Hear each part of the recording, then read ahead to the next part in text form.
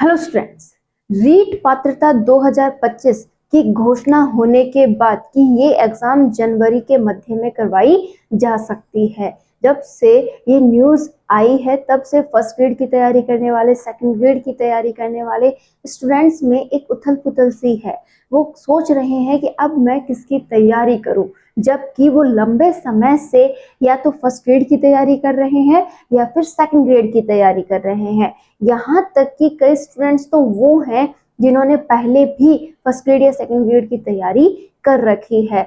अब बात ये आती है कि उन्हें आखिर करना क्या चाहिए। तो मैं अपने अकॉर्डिंग आपको कुछ सजेस्ट करना चाहती हूँ। प्लीज अगर आप में भी ऐसा डाउट है तो एक बार यहाँ पर आप अपने डाउट को क्लियर कर सकते हैं। अगर आप फर्स्ट ग्रेड की तैयारी कर रहे हैं अगर आप फर्स्ट ग्रेड की तैयारी कर रहे हैं तो क्या आपको रीट पात्रता देनी चाहिए? मेरे अकॉर्डिंग आपको रीट पात्रता देनी चाहिए, लेकिन कैसे वो देखिए। आपको पहले जो तैयारी चल रही है उसे कंटिन्यूटी में चलते रहने देना चाहिए। मतलब लक्ष्य एक ही है कि हाँ, मुझे फर्स्ट ग्रेड की जॉब लेनी है, मुझे फर्स्ट ग्रेड को क्लियर करना है, वही मेरा लक्ष्य है, वही मेरा सपना है। ठीक है, तो आपके लक्ष्य में कहीं कोई चूक ना हो। आप फर्स्ट ग्रेड की तैयारी से बिल्कुल भी ना भटके।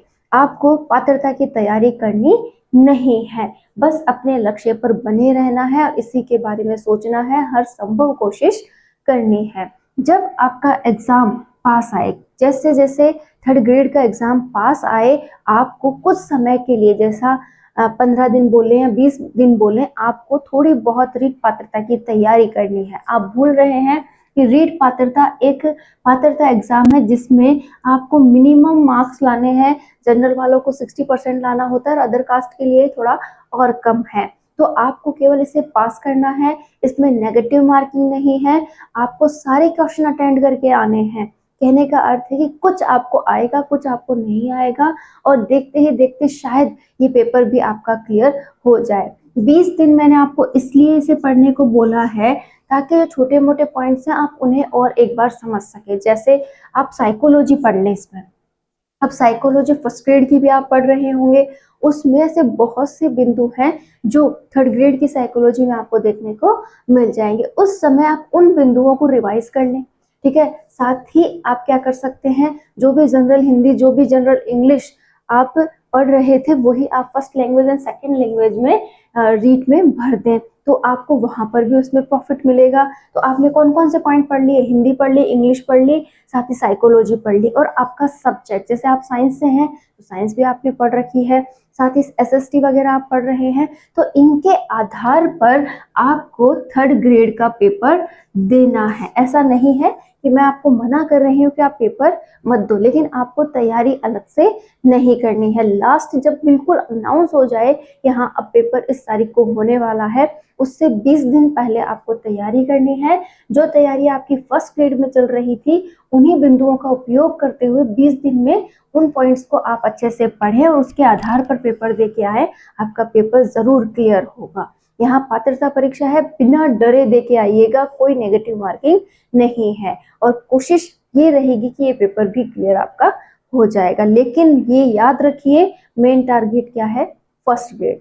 अब जो सेकंड ग्रेड की तैयारी कर रहे हैं, तो जो स्टूडेंट सेकंड ग्रेड की तैयारी कर रहे हैं, हाँ वो रीट की तैयारी कर सकते हैं, क्योंकि जो रीट है और जो सेकंड ग्रेड है उनका सिलेबस 70 to 80% बिल्कुल सेम है। जैसे साइकोलॉजी के बहुत से पॉइंट एक जैसे हैं, शिक्षण विधियां दोनों में इनको पढ़नी होती हैं। साथ ही साथ यहाँ पर उनका सब्जेक्ट, अगर एसएसटी वगैरह है, साइंस वगैरह है, वो भी बहुत से बिंदुओं में कॉमन रहता है।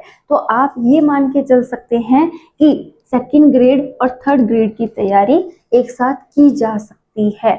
लेकिन वो भी अपनी तैयारी से बिल्कुल भी विचलित ना हो। बस अगर 8 घंटे वो केवल सेकंड ग्रेड की तैयारी कर रहे थे तो 6 घंटे सेकंड ग्रेड की ही तैयारी करें। मात्र 2 घंटे उन्हें किसे देना है? थर्ड ग्रेड को देना है। कि मैं अपनी जो तैयारी कर रहा हूँ, जैसे सेकंड ग्रेड की आप साइकोलॉजी पढ़ रहे थे, तो यहाँ के जो बिंदु हैं उनको भी आप अब प्रायोरिटी देने लग जाएं। शिक्षण विधियां पढ़ रहे थे तो शिक्षण विधियों को प्रायोरिटी देने लग जाएं। आपके सब्जेक्ट को आप क्लियर करने लग जाएं। कहने का अर्थ है आप इन दोनों की साथ में तैयारी कर सकते हैं। लेकिन हर एक व्यक्ति से मेरा एक ही बात कहना है कि आप अपने लक्ष्य से विचलित ना हो। अगर आपका सपना सेकंड ग्रेड है, आपका सपना फर्स्ट ग्रेड है, तो उसी को पाने की सोचें। और ये साइड में आपको एग्जाम देनी है, चाहे आप इसे एक प्रैक्टिस के रूप में लें, चाहे आप इसे क्लियर करने के रूप में लें, लेकिन आप इसे देकर जरूर आए। अब आती है थर्ड ग्रेड वालों की बात कि हाँ, हम थर्ड ग्रेड की तैयारी कर रहे हैं। तो जो व्यक्ति जो स्टूडेंट्स थर्ड ग्रेड की तैयारी कर रहे हैं वो रीट पात्रता की तैयारी तो करें ही, साथ में मेंस के टॉपिक भी सॉल्व करने लग जाए, क्योंकि आपको उस समय शायद इतना समय नहीं मिले मेंस के लिए। तो प्री का जो सिलेबस है उसी के साथ साथ आप मेंस के टॉपिक भी तैयार करने स्टार्ट कर दें। और आपको लगता है कि हाँ, मैं इतना प्रेशर हैंडल नहीं कर सकता, तो आप अपना सारा समय रीट पात्रता को भी दे सकते हैं। लेकिन अपने लक्ष्य पर बने रहें, इससे बिल्कुल ना भटकें, क्योंकि एक व्यक्ति अगर एक लक्ष्य पर बना रहता है तो उसे पाने की संभावना भी बढ़ जाती है। उम्मीद करती हूँ आपके सारे डाउट क्लियर हो गए होंगे। अब आप आसानी से अपने लक्ष्य को साध सकते हैं और अपनी लाइफ में आगे बढ़ सकते हैं।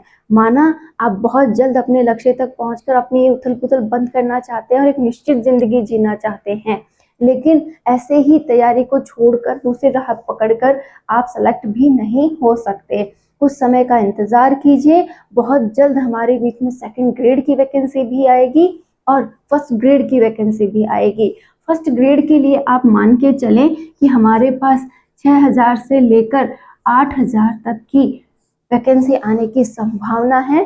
सेकंड ग्रेड भी एक बहुत अच्छी वैकेंसी रहने वाली है, और थर्ड ग्रेड तो आपको पता ही है बहुत अच्छा रहता है। इसके अंदर यहाँ पे कम से कम 35,000 की तो वैकेंसी आप मान के चले थर्ड ग्रेड में। लेकिन आपको आपका ही लक्ष्य देखना चाहिए कि मुझे फर्स्ट ग्रेड की ही देनी है तो फर्स्ट ग्रेड की देनी है, सेकंड ग्रेड की देनी है तो सेकंड ग्रेड की देनी है। अब एक और मन में बात आती है कि एग्जाम कब तक हो जाएगी, ये एग्जाम कब तक आ जाएंगी। अब मान के चलें कि जून 2025 के बाद ही हमें ये एग्जाम्स देखने को मिलेंगी, लेकिन एक एग्जाम तैयारी के लिए मिनिमम 10 महीने या फिर आप कहें तो 1 साल का समय मांगता है। तो ये पूरा 1 साल आप इनकी तैयारी को दें, हर एक टॉपिक को बारीकी से समझें, उस पर कैसे क्वेश्चंस आ रहे हैं, कैसे मैं इस टॉपिक को क्लियर करूं, कैसे रिवाइज करूं, कैसे प्रैक्टिस करूं, हर एक बिंदु को बारीकी से समझें, तभी आप अपने एग्जाम को क्लियर कर सकते हैं। एक बात ध्यान रखिएगा, रिविजन बेस्ट हो, प्रैक्टिस बेस्ट हो, और जो भी आप पढ़ रहे हैं उस पर आपका ध्यान केंद्रित हो। ये कुछ एक बिंदु अगर आप अप्लाई करते हैं तो आप बेस्ट तैयारी कर रहे होंगे।